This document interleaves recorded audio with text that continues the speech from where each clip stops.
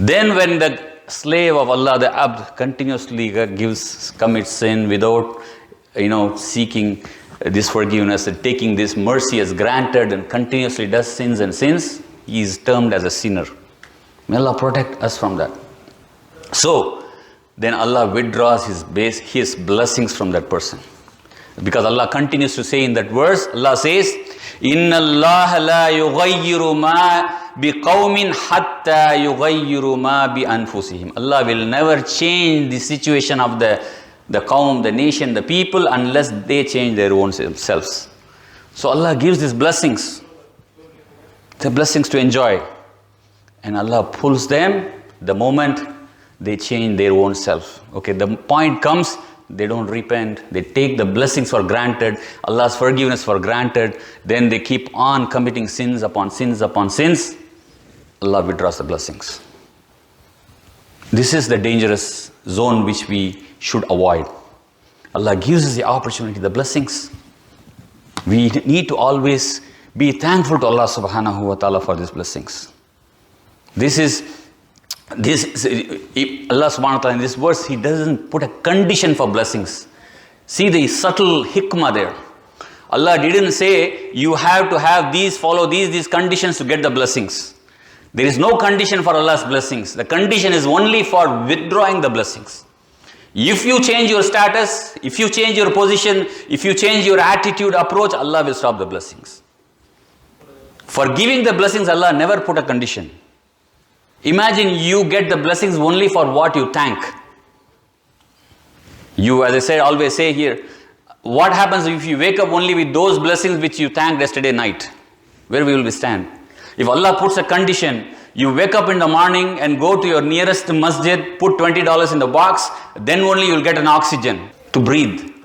What will be our situation? The oxygen is free. The blessing. If Allah says you wake up every day, fast for 5 hours, then only you will get water to drink. What will be our situation?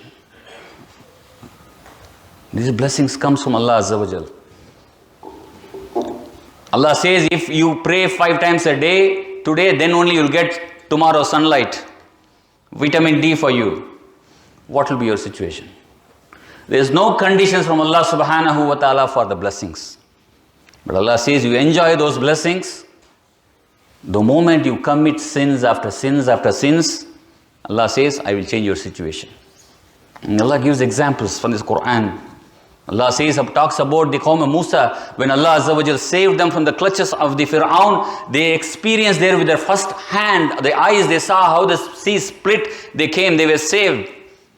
But when the moment they came back and Allah gave them the healthy food from the heavens, this manna wa salwa, you don't even have to move a muscle to eat this food, healthy food, proteins, the birds on their hands reach, the food coming from the earth, nutritious food. They got sick and tired. Come on, our tongues have become dead eating this. We want something different. We want something more exciting. They said, oh Musa, we are sick and tired of eating this food. Ask your Rabb to give us onions and garlics and cucumbers. So cheap, inferior in quality. Allah was so upset.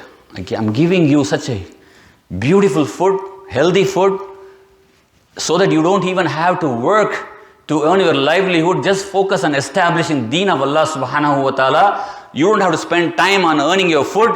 Instead, spend time to establish the deen of Allah Azza wa Jal. But you want this kind of inferior quality food? Musa alayhi salam says, you want something inferior in exchange for something superior? What happened to you? And he said, get down, go. If you want that kind of a food, go to the city, Misr, go to the Misr and you will have it. And Allah subhanahu wa ta'ala says, then he said, وَذُرِبَتْ عَلَيْهِ مُذِلَّةُ وَالْمَسْكَنَةُ وَبَعَ بِغَضَبٍ مِّنَ اللَّهِ. Allah disgraced them and humiliated them because He pulled down all the blessings. No more manna and salwa. Allah stopped. Instead, Allah humiliated them and they returned with the anger of Allah subhanahu wa ta'ala. Because they didn't value the blessings Allah had given, the health. We don't value.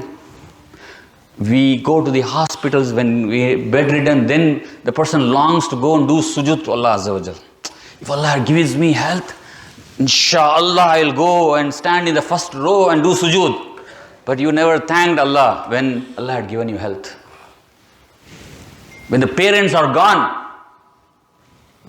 he wants to give charity in the name of the parents. He wants to feed the poor in the name of the parents. When the parents were alive, the greatest blessing, he didn't care. But when they are gone, Allah took away the blessing. If my father was alive, I would be the best son for him. There's no point.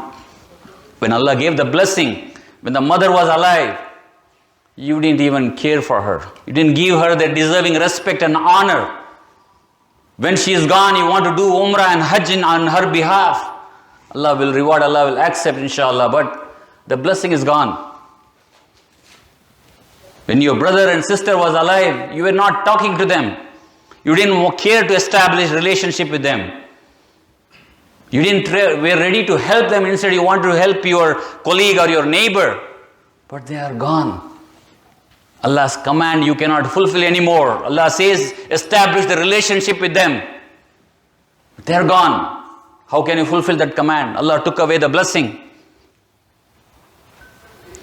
My brothers and sisters, the blessing from Allah subhanahu wa ta'ala, Allah says, the more you thank, I will increase.